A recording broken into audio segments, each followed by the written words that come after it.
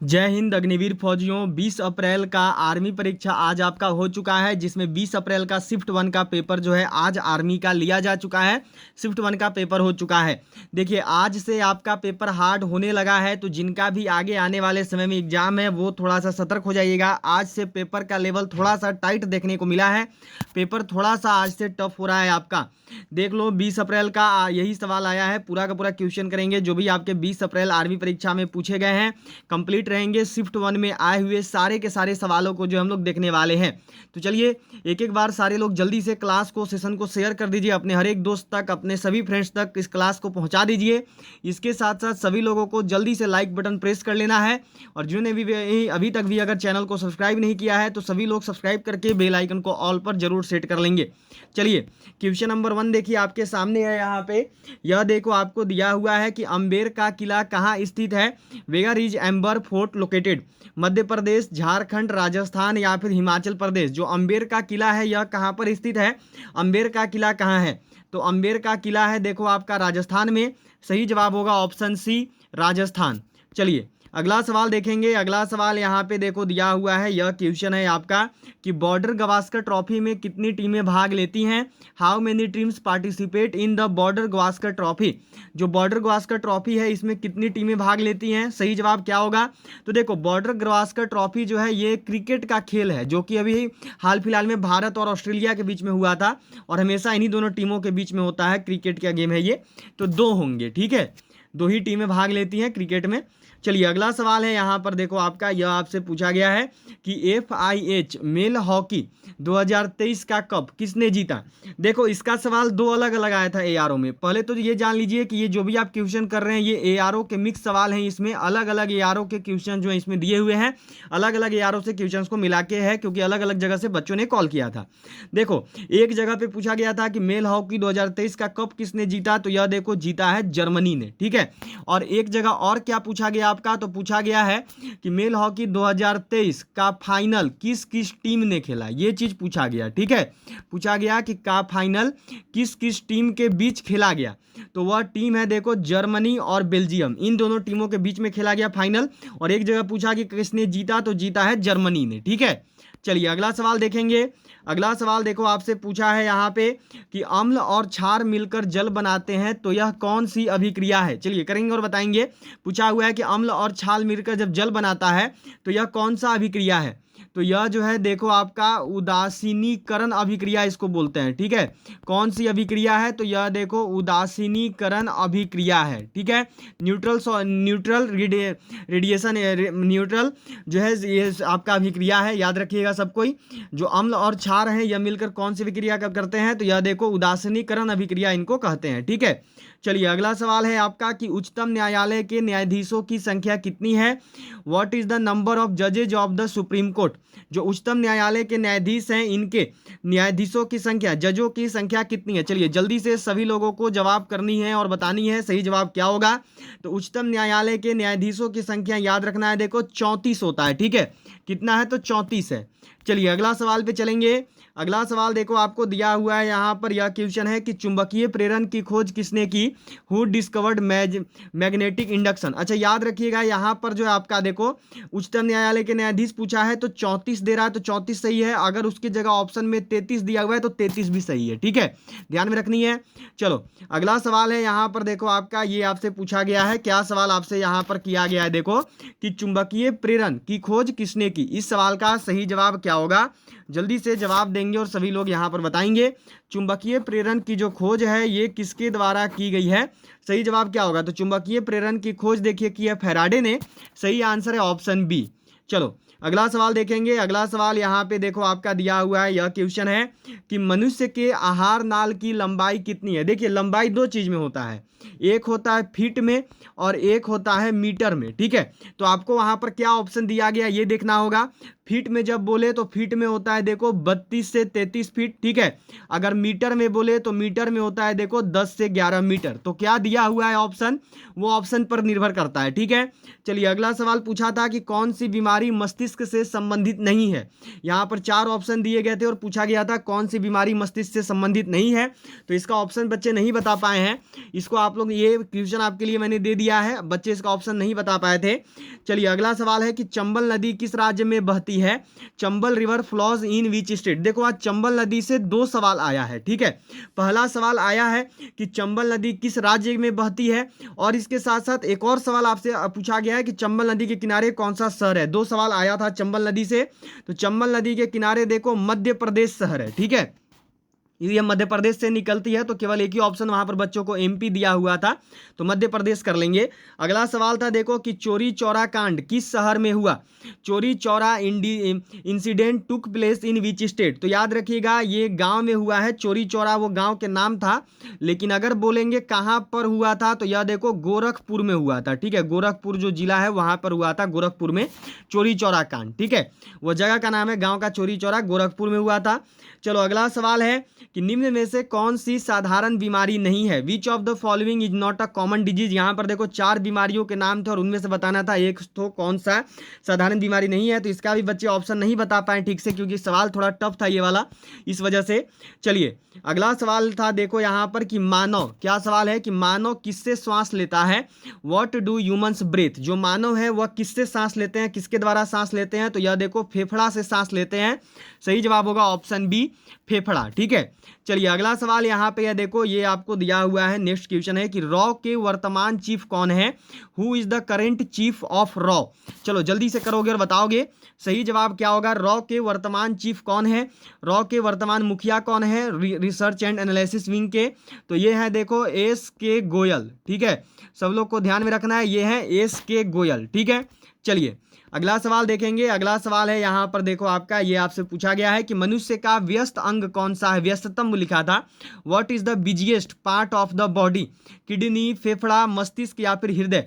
मनुष्य का सबसे व्यस्त अंग कौन सा है, मनुष्य का बिजिएस्ट पार्ट कौन सा है। इस सवाल का सही जवाब क्या होगा।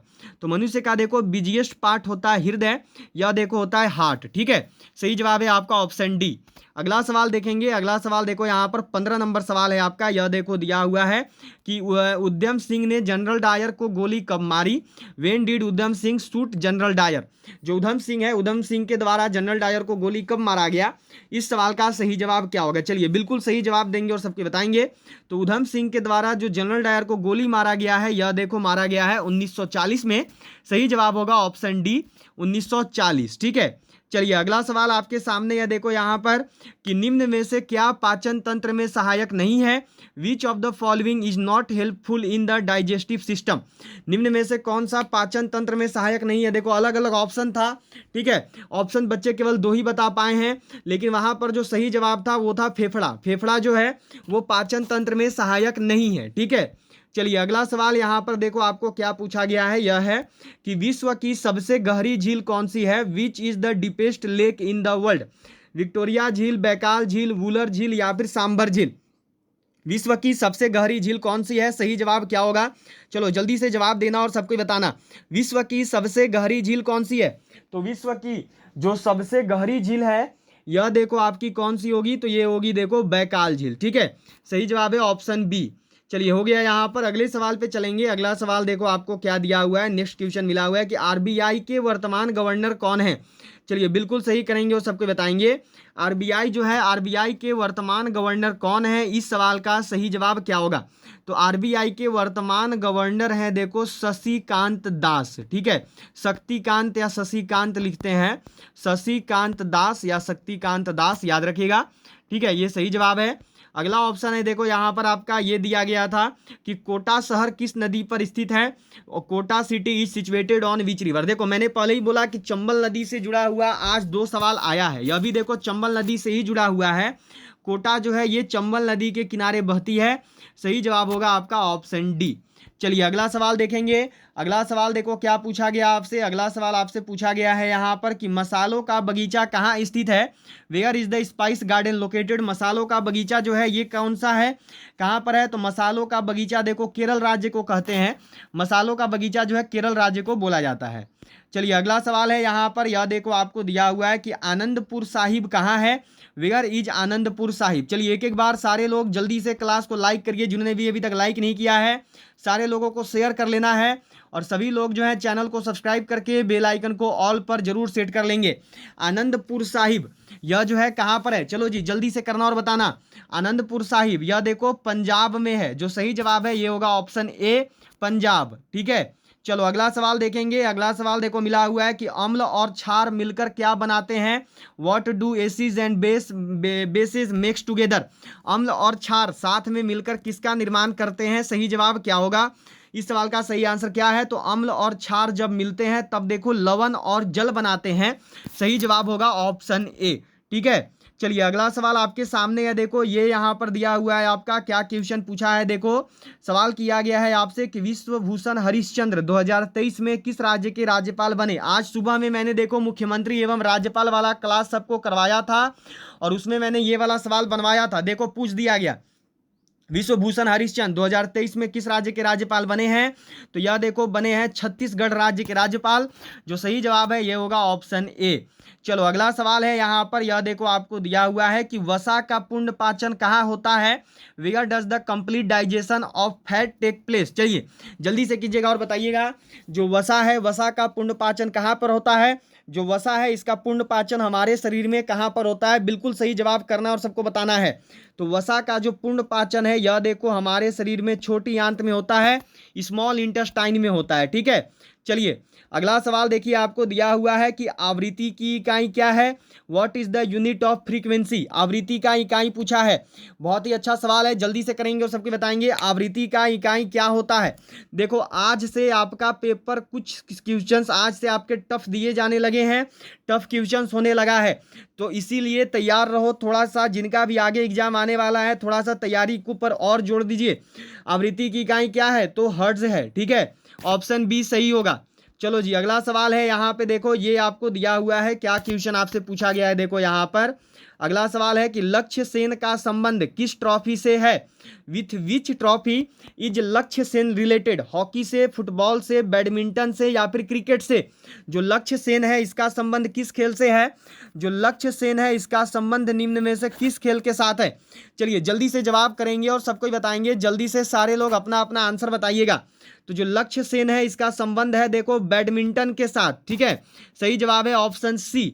चलो अगला सवाल है यहाँ पर, यह देखो आपको दिया हुआ है क्या क्वेश्चन यहाँ पर मिला हुआ है। देखो आपका सवाल है कि भोजन का पूर्ण पाचन कहाँ होता है। Where does complete digestion of food take place. जो भोजन है, भोजन का पूर्ण पाचन कहाँ पर होता है। इस सवाल का सही जवाब क्या होगा। चलिए जी जल्दी से आंसर करेंगे और सबको बताएंगे। जो भोजन है, भोजन का पूर्ण पाचन कहाँ होता है। तो भोजन का पूर्ण पाचन होता है देखो स्मॉल इंटेस्टाइन में। सही जवाब होगा ऑप्शन बी। ठीक है, चलिए अगला सवाल है यहाँ पर, यह देखो आपको दिया हुआ है कि भूकंप किस प्रकार की तरंग है। What type of wave is an earthquake. चलो जल्दी से करना और बताना यहाँ पर। जो भूकंप है यह किस प्रकार की तरंगे होती हैं। जो भूकंप है ये कैसी और कौन सी तरंग है। चलो जल्दी से आंसर करेंगे और बताएंगे सबको ही। भूकंप की तरंग कौन सी है, तो यह देखो अश्रव्य तरंग है। ऑप्शन ए जो है सही जवाब होगा। ठीक है, चलिए अगला सवाल है यहाँ पर, देखो तो ये तो हो गया उच्चतम न्यायालय के न्यायाधीश देखो 34। ठीक है, अगर 33 भी ऑप्शन में देगा तो वो भी सही है, कोई दिक्कत नहीं है। चलिए अगला सवाल है यहाँ पर, यह देखो आपको दिया हुआ है नेक्स्ट क्वेश्चन यहाँ पर क्या मिला हुआ है कि 2011 की जनगणना के अनुसार सबसे कम आबादी वाला राज्य कौन सा है। देखो कल जो है सबसे अधिक आबादी वाला राज्य पूछा था, तो हमने यूपी किया था, और उसी में मैंने बताया था सबसे कम आबादी वाला राज्य। ये मैंने कल आपको नोट करवाया था, कल जो मैं पेपर बनवा रहा था आपको 19 अप्रैल वाला उसमें, और देखो आज पूछा भी है। चलो जल्दी से करोगे और बताओगे। सारे लोग जल्दी से क्लास को लाइक कर दीजिए, सभी लोगों को शेयर कर देना है अपने हर एक दोस्त तक। इंडियन आर्मी के हर एक ग्रुप में क्लास को शेयर कर दीजिए। और जिन्होंने भी अभी तक भी चैनल को सब्सक्राइब नहीं किया है वो सभी सब्सक्राइब करके बेल आइकन को ऑल पर जरूर सेट रख लेंगे। 2011 की जनगणना के अनुसार सबसे कम आबादी वाला राज्य कौन सा है? तो यह देखो सिक्किम है। जो सही जवाब होगा ये होगा ऑप्शन ए सिक्किम। ठीक है, हो गया सबका। चलो जी, इसी के साथ आपका क्लास एंड हो रहा है। सभी लोग अब मिलेंगे आपसे अगला शिफ्ट का सॉल्यूशन के साथ। तब तक के लिए जय हिंद और जय भारत।